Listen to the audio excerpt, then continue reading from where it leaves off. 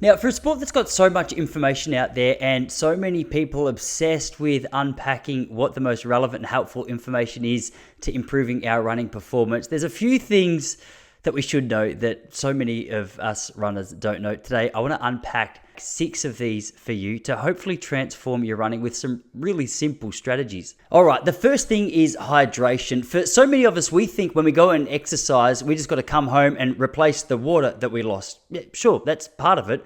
We've got to make sure that we're replacing the liquids that we sweat out. One of the best free resources you can use is over at Precision Hydration. I've linked it in the description below. Go over and answer a few questions that they've set out for you to help you understand the way that you sweat and what needs to be replaced when you do sweat. The beauty with this is obviously then you can get back up the next morning and be ready, refreshed, and properly hydrated to get out there and do your longer running sessions. If your car runs out of fuel, you've got to make sure you're replacing it with the correct fuel. Otherwise, you're going to get nowhere fast. The same is true with your running. Take the first step and do the free sweat test over at Precision Hydration. The second thing is running technique does matter. A lot of us have fallen into this false belief that for whatever reason, when it comes to running technique, it's something that we can just ignore, forget about, not even think about. But we've got a lot that we can learn from swimmers and cyclists and golfers even. The way that we distribute or use our energy on each run is incredibly important. I've done a number of videos, I've tagged them in the description below to help you navigate some practical start points for improving your running technique.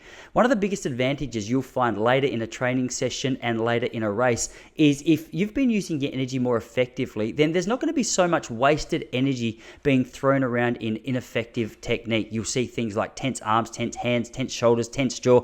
They're all really big wasters of energy. So despite what people may say, there is more to running than just getting out there and doing as much as you can for as long as you can. You got to make sure the way that you're doing it is as effective as possible. Number 3 is, hey, slow it down. Slow it down. This is something that we need to pay way more attention to. When it comes to running training, Strava is both a blessing and a curse. It's a blessing because we get to track and look and be inspired by other people's training and our own training for that matter.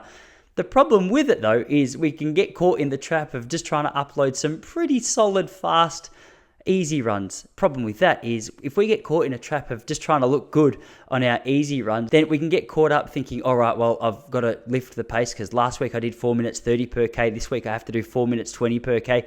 Don't buy into it. Leave your watch at home on those days. One of the most beneficial elements of recovery for you is to get out there and just turn the legs over. Forget about the pace. Don't even think about it. The Australian record holder, Stewie McSwain, told me on the Relax Running podcast that so often when he goes out for a run, he doesn't even take his watch. If it's good enough for a 7:27 3K man, it's good enough for us. Leave the watch at home from time to time and just enjoy listening to your body and taking the training according to how you feel. All right, number 4, injury. Though it's frustrating, though it's annoying, though it can be a really disappointing outcome to our training, our injury offers important information on what it is that we need to be focused on. If you have constant injuries or niggles or concerns in a particular part of your body, what is it that's causing that problem? Sometimes we simply need to back off the intensity of training, but sometimes that injury requires a more professional set of eyes to have a look and offer you strength exercises or guidance or rest or massage or insert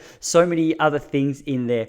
Figure out what it is that the injury that you're facing is trying to tell you. Because until you figure out exactly what's causing it and exactly what the foundation of the injury is, you're never going to get on top of it. One of the most important things in succeeding as a distance runner is developing consistency in your training.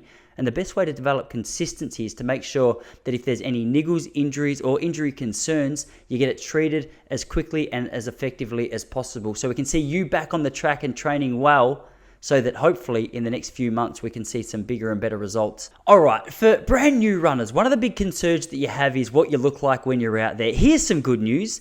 No one really cares. No one's paying that much attention to you. When we're out there running, I'm sorry to admit it, most of us are thinking about ourselves. We're thinking about what people are thinking about us. So relax. If you're out there as a new runner and you're freaking out that you look silly, you look ridiculous, you're overweight, you're not happy with how you think you appear to other runners, hey, forget about it. We're not looking at you. We're probably inspired by the fact you're out there. If you are overweight, we're probably looking at you going, hey, well done. You're not going to look like that for long if you're consistent with your running training.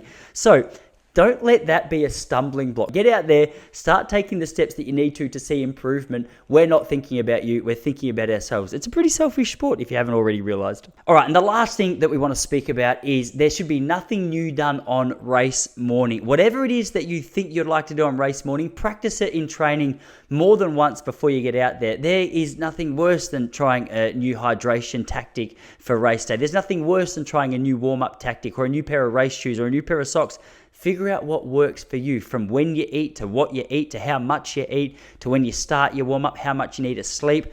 You figure those things out in training. It's another element that so many of us forget about when we train. If you can do that, you can go to your race day with confidence. All right, I'm going to give you one little bonus one. Listen, hey, if your nipples are hurting in the singlet that you're wearing, get a new singlet or wax some band-aids over your nipples, all right? It's something we don't talk about a lot, but there's nothing worse for you and for us. Maybe we are thinking of you in this situation when we can see you running down the home straight of your race with 2 big blood circles where your nipples used to be. So get yourself a set of band-aids, whack them over your nipples, or just get a new running singlet. Guys, I hope you enjoyed that. If you're after more from Relax Running, you can check out our training hub, which I've linked in the description. It's only $5 a month. More than that, we've got a Relax Running podcast every single week with athletes and those supporting athletes in the world of distance running, hopefully to help improve your own running performance. Let's continue the conversation down in the comments below. If it was a helpful video, hit the like button, hang around, subscribe. New videos coming out every week. But for now,